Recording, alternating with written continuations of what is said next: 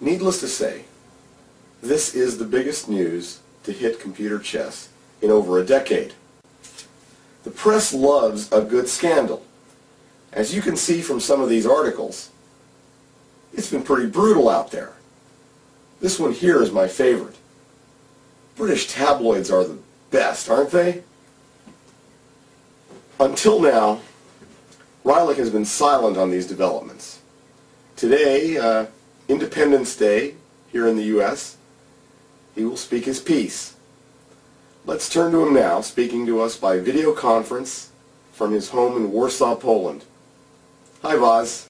Hi, Nelson. Nice to see you again, and thanks for taking an interest in this topic and for taking the time to do this interview.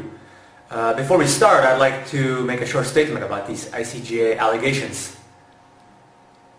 First, I did not wrongly omit anything from our entry form, nor did I break any other tournament rules.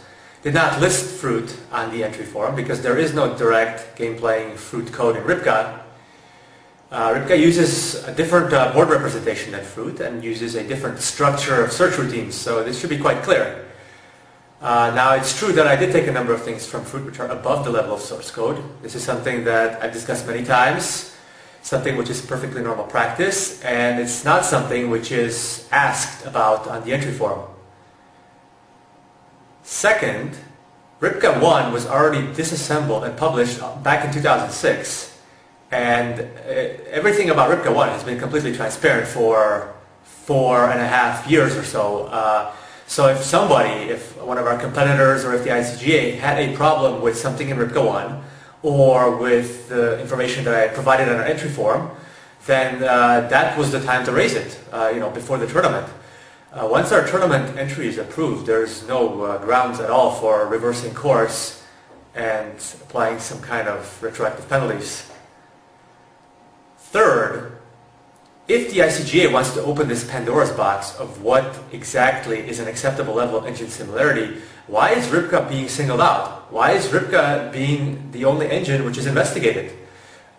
So there are a number of quantitative ways to measure engine similarity. For example, there are plunder hit rates, and Rybka's similarity to fruit in terms of plunder hit rate is approximately average.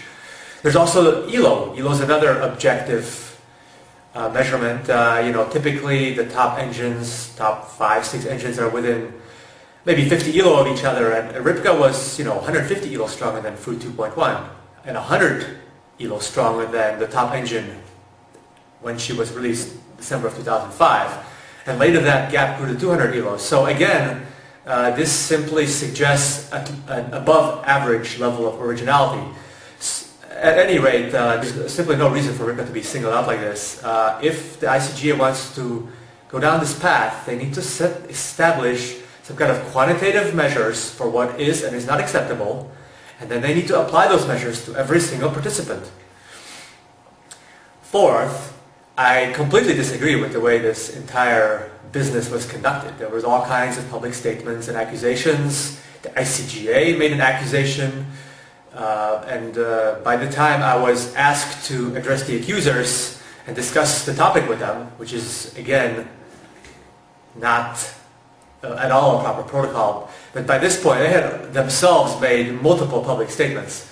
So it was pretty obvious to me that this was not going to be some sort of a fair hearing, and so I did not participate.